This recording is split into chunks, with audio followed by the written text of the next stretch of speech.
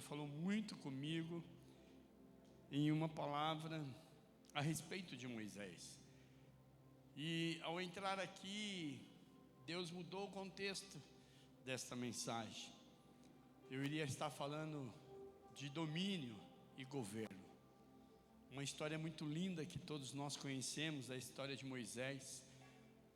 Tem gente que lê Bíblia aqui, amém? Amém. Glória a Deus. E a história de Moisés, nós sabemos que ele é uma criança que foi deixada num cesto na beira de um rio, e a filha de Faraó pega aquela criança. Então nós entendemos que Moisés, queira ou não, ele se torna um filho órfão. E o órfão, ele se sente abandonado, rejeitado. Mas depois ele vai ser um camarada que vai governar praticamente o Egito, não o Egito, mas toda Israel. E no meio do caminho você vai ver que Moisés, ele deixa de ter governo para ter domínio. Mas quando eu entrei aqui, pastores, o Senhor falou comigo algo muito diferente. E eu quero compartilhar aquilo que o Senhor falou comigo. Mas antes, eu já vi que aqui é uma igreja profética, amém? E eu gosto de lugar profético, porque eu gosto do profético, amém? E o profético é você colocar sua fé em prática, é dar um passo onde não tem chão, é confiar naquilo que os meus olhos não vê, meus ouvidos não ouviram, mas o meu coração já espera. E eu olhei ali a Arca da Aliança, já comecei a observar tudo. E eu olhei ali o logo da igreja. Eu falei, essa casa é profética. Então se ela é profética, então vamos ser profeta agora? Diga para o teu irmão assim, hoje é noite. Fala para ele, presta atenção que você vai falar para ele, tá? Mas fala com convicção. Fala, hoje é noite de você morrer.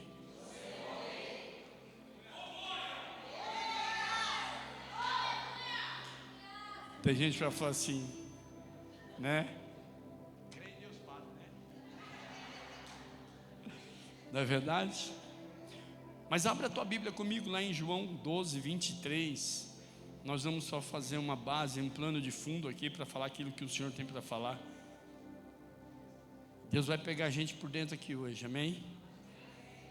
Ele pegou eu, vai pegar você. Eu costumo dizer que eu não prego aquilo que não vem para mim. Primeiro tem que cortar aqui, tem que doer aqui, tem que chorar aqui. Primeiro tem que ser comigo, porque se eu pregar aquilo que não acontece comigo, meu irmão, sabe o que acontece? Eu estou pregando só para os outros aquilo que eu não vivo, e nem que eu vou viver. Mas eu prego o que eu vivo e aquilo que eu estou para viver, amém? Escuta isso. João diz assim, João 12, 23 diz, e Jesus lhes respondeu dizendo, é chegado a hora em que o Filho do Homem há de ser glorificado. Na verdade vos digo que se o grão de trigo caindo na terra não morrer, fica ele só. Fala para o teu irmão, o negócio é morrer. Aleluia. Mas se morrer, dá muito fruto. Quem ama a sua vida, perdê-la-á. Quem neste mundo odeia a sua vida, guarda-la para a vida eterna. Se alguém me serve, siga-me. E onde eu estiver, ali estará também o meu servo. E se alguém me servir, meu Pai o honrará. Agora olha só que coisa incrível. E eu anotei aqui, dizendo assim, tem que morrer. Somente um trigo morto é o que Deus deseja. Deus não quer um homem vivo, Ele quer um homem morto. E quando a gente diz isso, nós estamos falando assim, morrer para a nossa razão, morrer para o nosso ódio, morrer para o nosso orgulho, morrer para o nosso dinheiro, morrer até mesmo para as coisas deste mundo. Se eu estiver vivo com tudo isso inserido em mim, eu não vou desfrutar daquilo que Deus já tem como plano e projeto para a minha vida. Eu perguntei para o pastor e ele me falou assim, vocês estão no ano de romper. Diga, ano de romper. Como é que eu vou romper se eu não morrer? Se você cavar uma terra, colocar uma semente, e se essa semente não morrer, ela não vai romper, ela não vai sair para fora daquela terra onde ela está enclausulada, ou seja, fechada. Então é necessário morrer, tem que extrair de mim o melhor, porque se eu estiver vivo, nada que tem de mim de bom vai sair. Porque o que sai de mim vivo é raiva, é ódio, sentimento, mágoa, rancor, dores do passado. E aí, para você entender, um trigo vivo, ele negocia, ele questiona, ele sugere, ele murmura. Mas um trigo morto. E quando Jesus disse isso, ele está dizendo assim: olha, agora é o tempo de eu morrer. Você sabe por que Jesus é glorificado? É porque ele morreu, pastor. Ele foi como um cordeiro mudo. Então veja bem, para extrair o meu melhor, eu preciso matar a minha natureza. Qual? Diga: adâmica. Vamos viajar um pouco na Bíblia comigo? Abra tua Bíblia comigo lá em Gênesis capítulo 37. Uma história conhecida. E eu quero falar aqui nesta noite a respeito de 4 estações. Fala, 4 estações. Nós vivenciamos isso durante um ano, amém? As 4 estações. Quais são as estações? Verão, outono, inverno e primavera. São 4 estações, sim ou não? Qual é a melhor estação? Qual?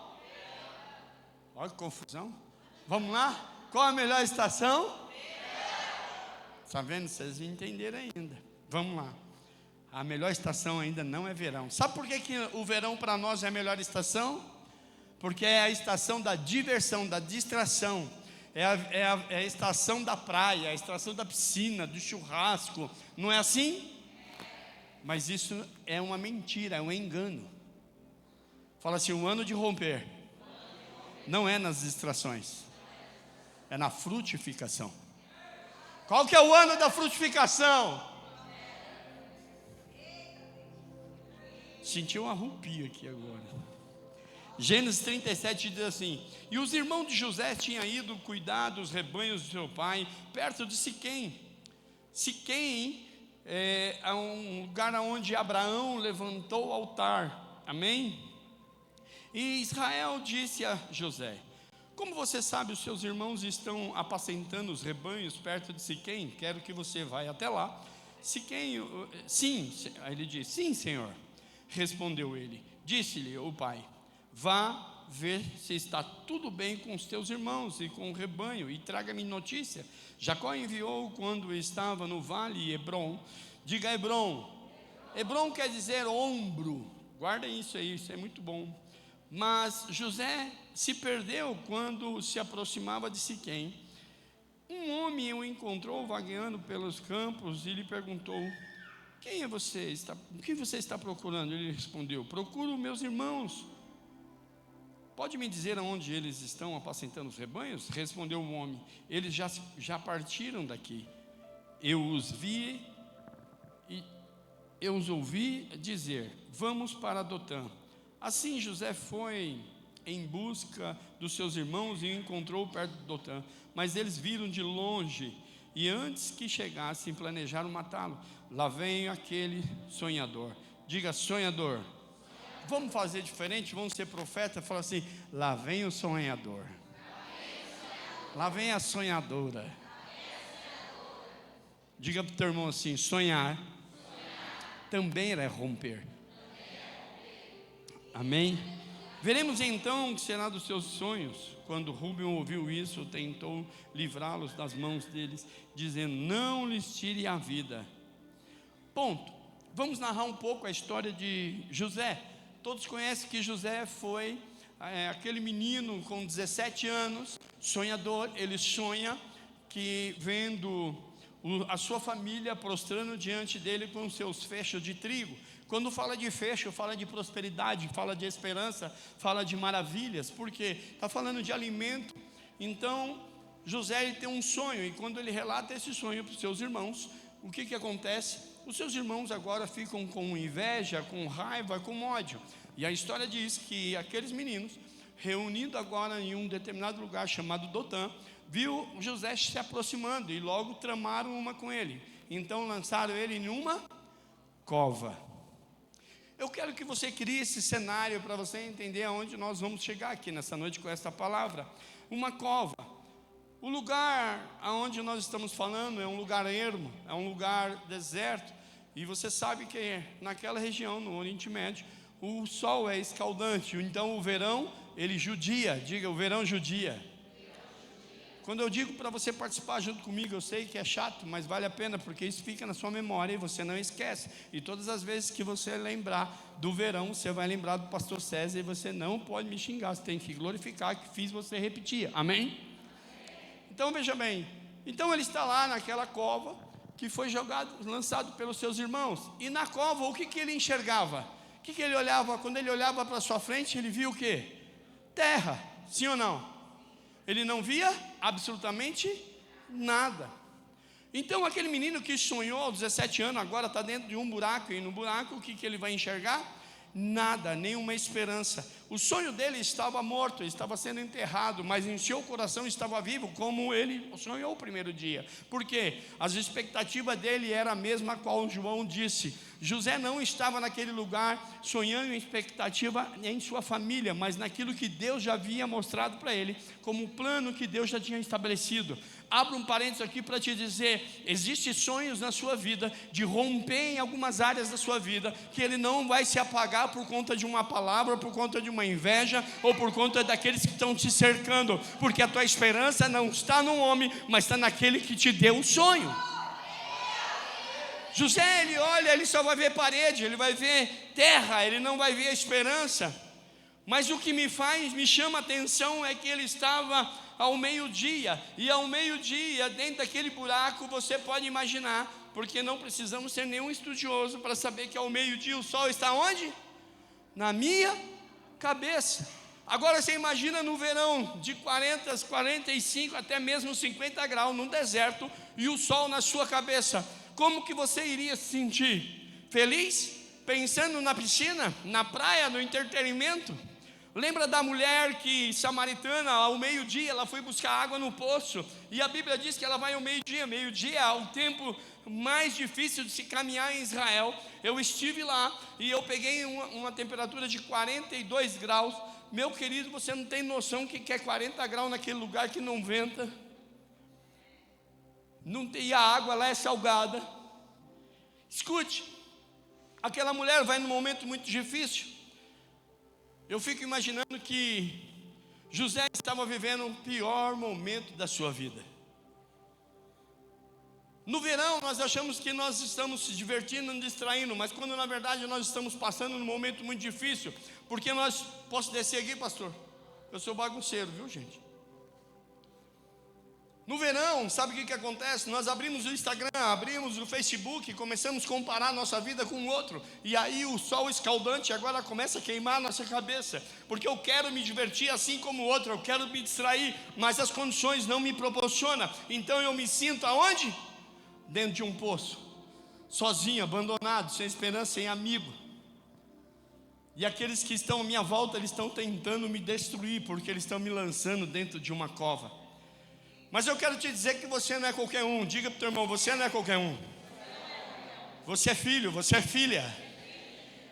Daniel, ele foi lançado numa cova, e Daniel, ele tinha uma vida com um relacionamento muito profundo com Deus. A Bíblia diz que todo dia ao meio-dia ele ia até a janela oriente e ele orava a Deus. Eu quero te dizer uma coisa, se a sua esperança não estiver em homens, mas estiver no Senhor, não importa o lugar que você esteja, não importa o sol que está sobre a tua cabeça, aleluia, mas aquele que te prometeu é fiel para cumprir.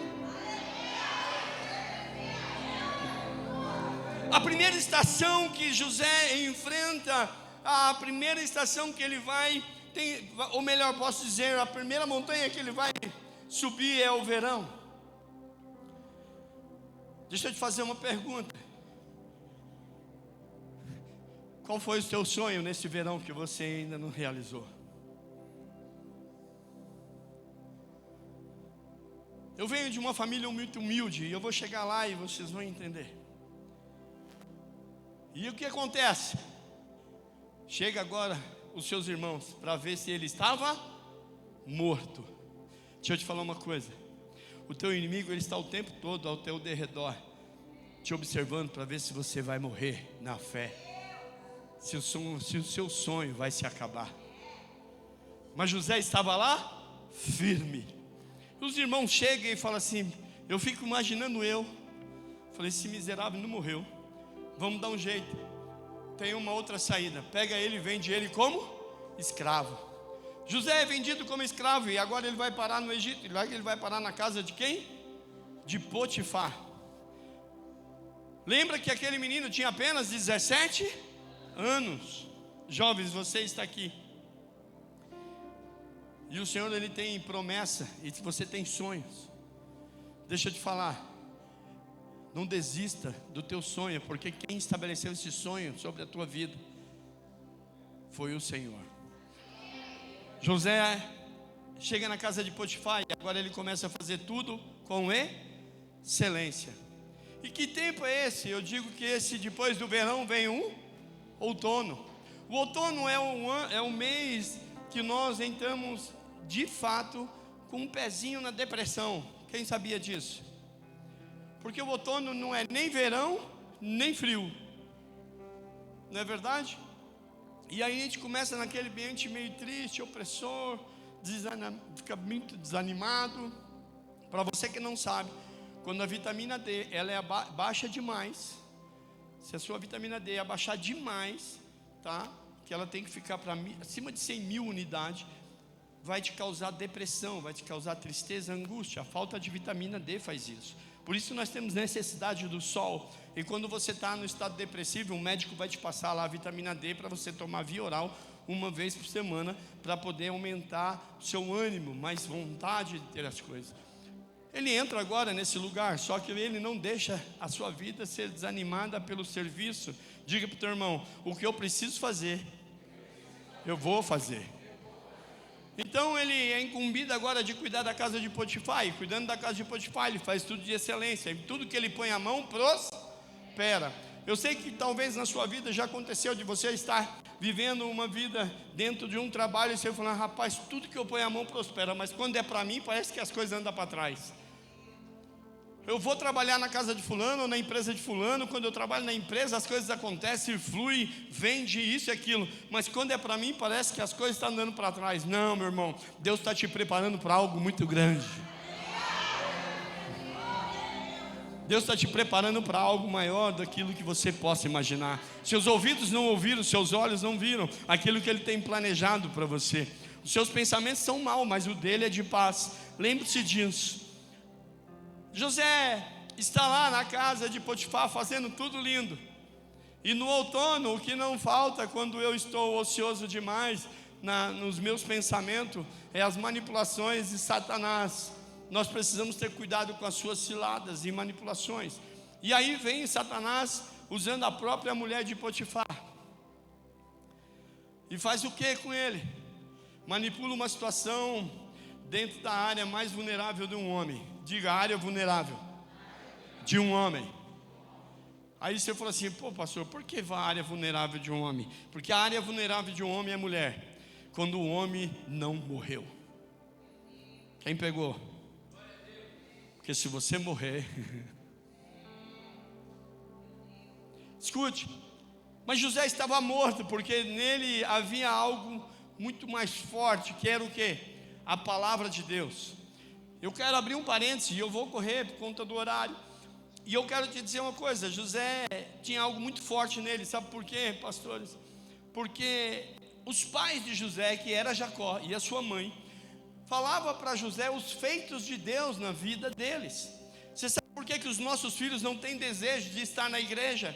Porque dentro da nossa casa nós não falamos do feito de Deus. Nós falamos das obrigações que temos para com Deus, mas não falamos dos feitos de Deus que tem acontecido em nossas vidas. Quantas vezes nós sentamos na mesa e falando assim, filho, não se preocupe, sabe o que aconteceu um mês passado? Você não tinha observado, mas o gás acabou e o papai e a mamãe entrou no quarto e orou, e até hoje nós estamos vivendo da oração. O gás havia acabado, mas o Senhor fez ele multiplicar, e nós estamos até hoje. Filho, você por um acaso viu alguém entregar gás aqui? Não, papai. Sabe por quê, filho? Porque quem está provendo todas as coisas não é mais a mão do homem, é a mão de Deus. Deixa eu te falar, José era alimentado por uma palavra de Deus na vida dele diariamente.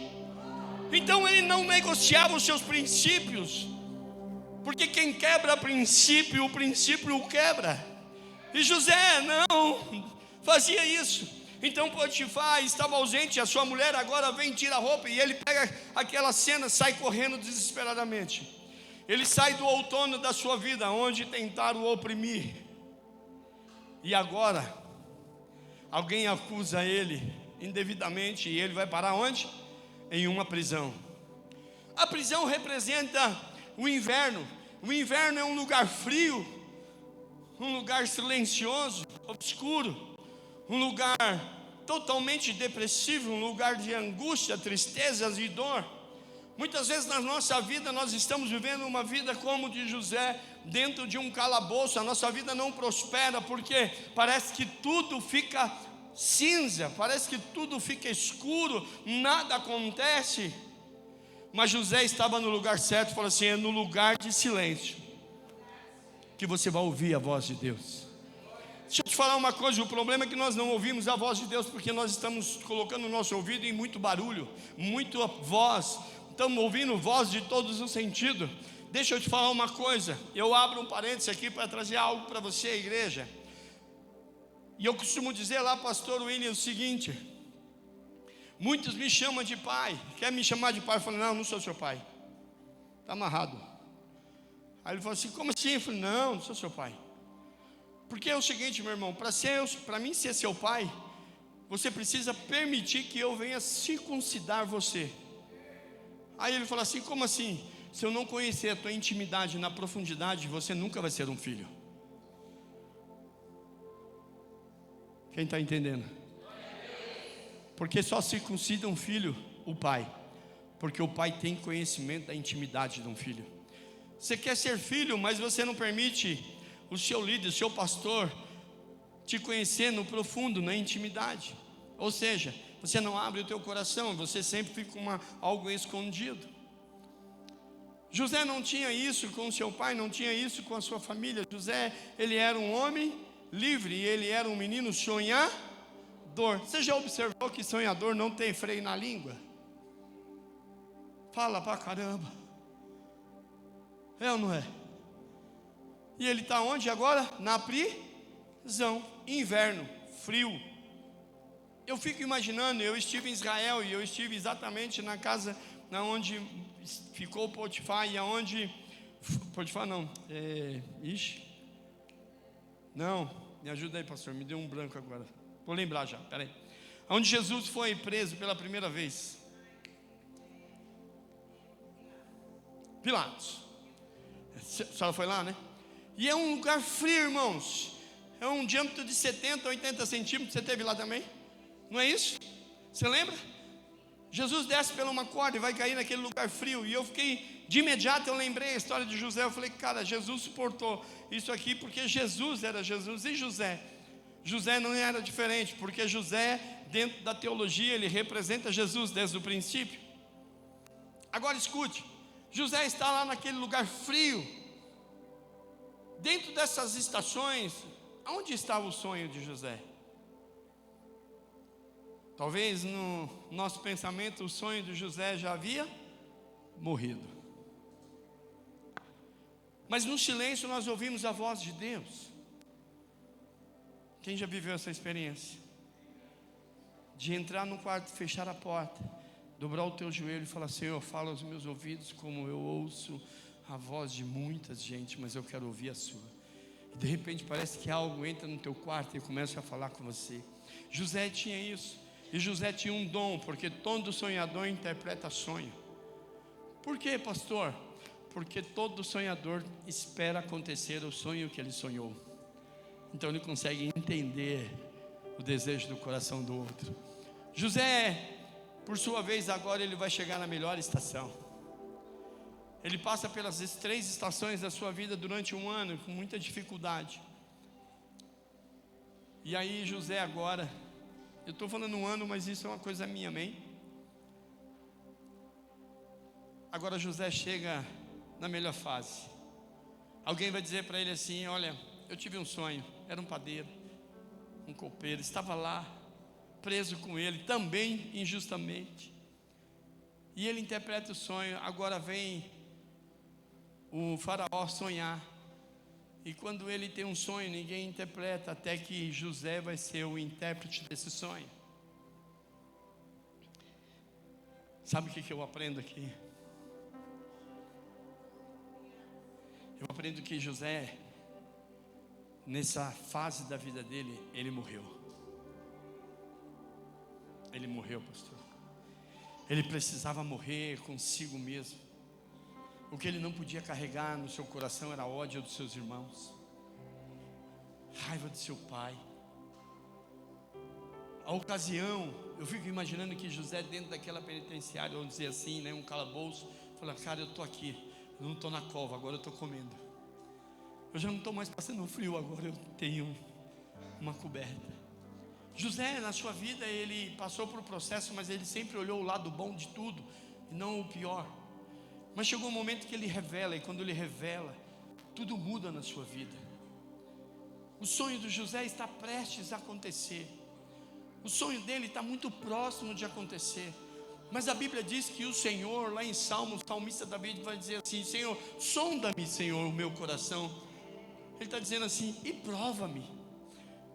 Deixa eu te perguntar uma coisa: se o seu sonho fosse realizado hoje, você está preparado para viver o teu sonho?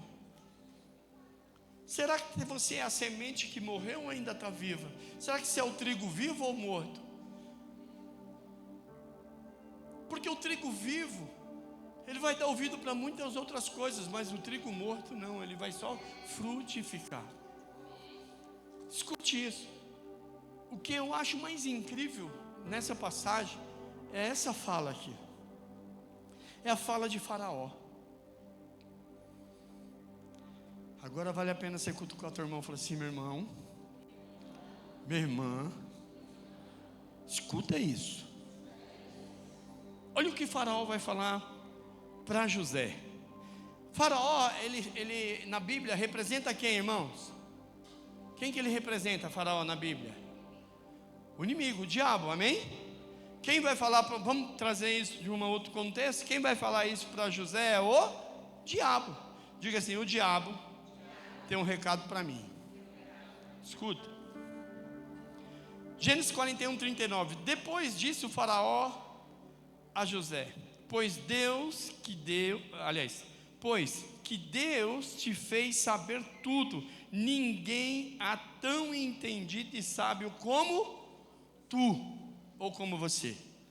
Deixa eu ver comigo. Então o Faraó disse a José: uma vez que Deus lhe revelou todas essas coisas, não há ninguém tão criterioso e sábio como você. Fala assim: o diabo vai ter que reconhecer. Fala para o teu irmão: o diabo vai ter que reconhecer, ele vai trazer a notícia para você. Aleluia, aleluia. Ele vai reconhecer, porque você já não vive mais, Cristo vive em ti. Eu não vivo mais, mas Cristo vive em mim. Eu vivo em Cristo. Aleluia. Ele vai ter que reconhecer. Ele vai olhar para você e vai falar assim: ei, é diferente. Ele passou as estações, ele venceu as dificuldades, porque ele era, não é qualquer um. Eles são filhos. Ele é filho, ele é filha. Você não é um acaso, varão. Não, nós somos filhos. José entra na presença de Faraó e relata o sonho. Sabe o que Faraó faz? Vem aqui, José, toma esse anel. A partir de agora, você não é mais aquele menino. A partir de agora, você é um sonho realizado.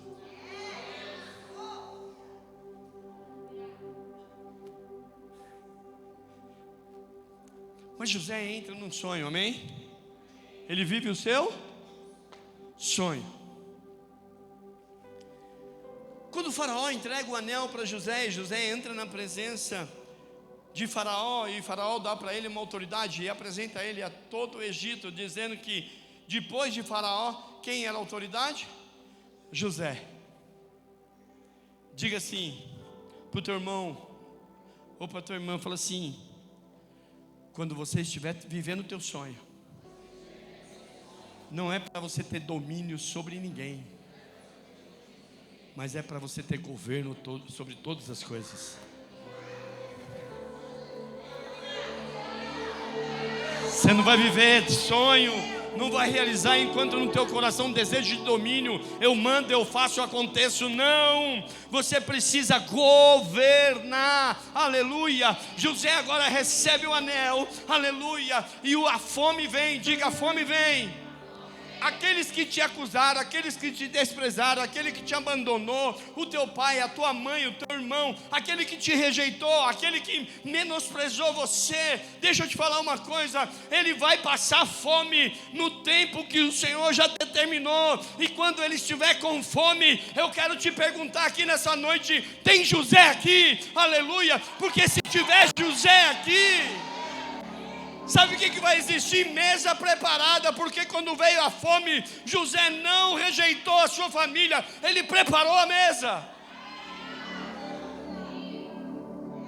Você sabe por que nós não entramos nesse lugar que José está vivendo? Porque no nosso coração ainda tem um sentimento de ódio, de rancor. Quando eu estiver numa condição, será diferente. Eles vão ver. José olha para... Eu fico imaginando o pastor José olhando para a porta e vendo seus irmãos chegar. A Bíblia diz que quando os irmãos chegam, José vai se deparar logo com todos. E José vai chamar alguém de lado e falar: cara, meus irmãos, e agora? Cara, segura Benjamim aí. Eles têm que trazer meu pai até aqui. A Bíblia diz que ele faz toda aquela história para o pai chegar. Mas sabe o que me deixa mais impactado nessa história toda? É quando ele entra na primavera, pastor. Ele não entra para desfrutar o que a primavera tem. Ele entra na primavera para se tornar a árvore frutífera, para saciar a fome e sede de todos. Romper. Quando nós falamos em romper, nós estamos falando de sair de algum lugar escuro, de dor, de sair das coisas mais difíceis que nós enfrentamos. E José agora vai se deparar com a coisa mais terrível da vida dele, que é lidar com aqueles que rejeitaram e abandonaram, tentaram contra a vida dele. Consegue imaginar comigo, criar um cenário? José se depara com os irmãos, e ele vai falar para os seus servos, dizendo: prepara uma mesa, coloca do melhor na mesa. E aí num certo momento os irmãos estão, e Rubem vai falar: cara, não sou digno, nós estamos desesperados porque você segurou aqui Benjamim. E por que você está desesperado? Porque uma certa feita houve uma situação. O meu pai tinha um filho chamado José, e o filho que ele amava, filho do amor dele, ele fez uma túnica, ele deu para aquele menino, e nós fizemos tudo errado. E quando Rubem estava contando essa história para José, o que José fez? José parou ele no meio do caminho, saiu da presença dele. A Bíblia diz que ele vai para o ambiente, num quarto dentro do palácio, e ele vai fazer o quê? Ele vai dar um grito. E por que ele grita? Porque ele estava matando a natureza dele para viver a dele. Se você não matar a tua natureza, você não vai romper, você não vai vencer. Você precisa matar a tua natureza. Aleluia, porque o Senhor quer fazer coisas grandes, dar coisas grandes nas tuas mãos. Mas aonde está o teu coração? Se o teu coração estiver nos tesouros, deixa eu te falar uma coisa. Isaías disse que as traças e o ferrugem vai consumir, mas se estiver no Senhor, aleluia, se o teu coração estiver nele, a esperança nele, você será como uma árvore frutífera plantada à beira de um ribeiro. Você será como palmeira que vira vento, tempestade, vai balançar, mas você não vai se quebrar. Deixa eu te falar, Deus quer fazer, mas eu preciso me voltar para o Senhor. Pastor, e como é que eu faço isso? Abre o teu coração. Eu vejo pessoas aqui com o seu coração preso em sentimentos. Eu tenho mágoa do meu pai, da minha mãe. Eu tenho mágoa do meu ex-marido, da minha ex-esposa. Eu tenho mágoa, eu tenho rancor. Deixa eu te falar uma coisa. Enquanto você não se livrar disso, você não vai viver aquilo que Ele tem para a tua vida. E eu concluo aqui. Tenho 54 anos. Sou um filho sem pai, não tenho registro. Fui criado em uma casa com 10 filhos da parte da minha mãe, 5 homens, 5 mulheres. O meu nome não era César, era Pivete. E o que eu mais levava era croque. Nunca cantei um parabéns, porque minha mãe nunca pôde fazer um bolo para mim.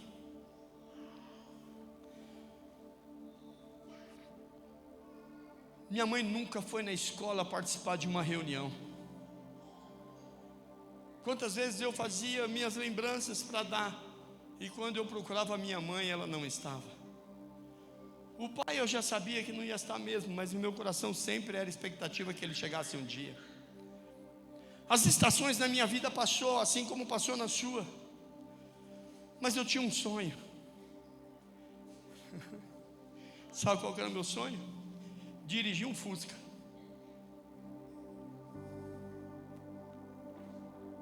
Sabe qual que era o meu sonho? Ter uma família. Sabe qual era o meu sonho? Ter uma casa. Sabe qual que era o meu sonho? Não precisar pedir nada para ninguém. Sabe qual que era o meu sonho? Poder servir aqueles que me humilharam. Sabe qual que era o meu sonho? Estar aqui um dia podendo compartilhar o quanto eu venci na vida. E sabe o que Deus me deu? 2 casas, carro zero, filhos maravilhosos. Meu filho com 19 anos está na Europa estudando. Minha filha com 18 anos é professora de balé profissional. Minhas 2 filhas casadas são comerciantes. José não aceita nada que é do seu avô, nada que é do seu bisavô e nada que vem do seu pai. Diga assim comigo, seja profeta, fala assim: eu não quero nada do passado. A partir de mim, a história será diferente. Eu vou romper. Você deseja romper? Fica de pé comigo, eu quero orar com você.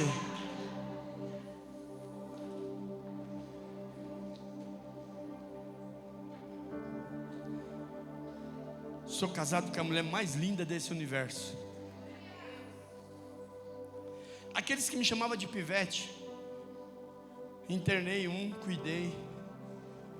Internei o outro, cuidei. Internei por causa de dependência química. Chegaram a morar na rua eles. Cuidei deles. A minha mãe que nunca fez um bolo de aniversário, até hoje eu honro a minha mãe. Agora pergunta para mim, por que a sua mãe não fez bolo de aniversário? Pergunta. Porque o meu pai abandonou ela. E alguém tinha que sustentar a mim, para mim ficar fortinho, igual você está vendo. Deixa eu te falar uma coisa. A sua mãe não tem culpa pela ausência dela. Você sabe quem é o maior responsável? É os nossos pais. Mas também o seu pai só deu para você o que ele tinha. Jacó deu o melhor para José. Um Deus vivo.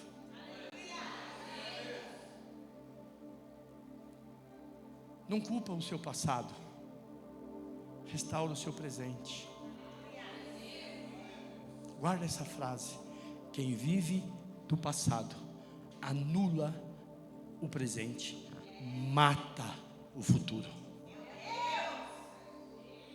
Vive o teu presente. Muda a tua história. Creia no que o Senhor vai fazer daqui para frente. As estações estão passando. Vivencie ela da melhor forma que você pode. Entregue o seu melhor. Entregue o seu melhor. A sua casa vai ser restaurada, a sua família vai ser transformada. Tudo vai ser diferente. A história vai ser diferente. Você vai viver o novo de Deus para a sua vida. O Senhor vai restaurar a sua casa. O Senhor vai restaurar o seu relacionamento. O Senhor vai restaurar tudo aquilo que você almeja. Você não vai mais andar só. Escute. O Senhor, Ele quer fazer, mas Ele quer saber onde está o teu coração. A coisa mais difícil foi você se entregar. Pronto, já está entregue. Agora a parte mais fácil. Deixa Ele restaurar. Deixa Ele fazer. E tudo que você for fazer, não vai ser mais de qualquer jeito. Vai ser com excelência. Vai ser com excelência, vai ser uma entrega. E aí você vai procurar o pastor William, a pastora da casa, vai falar assim: eu estou aqui, conta comigo. Eu não vou caminhar mais na minha dor, na minha revolta, nos meus sentimentos. Não, eu vou trabalhar na minha entrega. Eu vou servir. O Senhor me deu vida, me deu saúde. E daqui para frente, ninguém vai mais governar por mim. Eu vou governar as minhas emoções. Eu vou governar a minha vida. Aleluia. Porque o meu Senhor me chamou para governar, não para dominar. E ninguém vai ter domínio sobre mim. Tentaram ter domínio sobre José, mas não adiantou. Colocaram numa cova, prenderam ele para ter domínio sobre ele. Ele estava livre em seus pensamentos.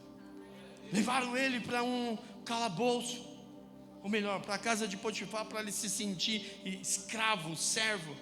E ele estava lá: os meus pensamentos ainda são livres.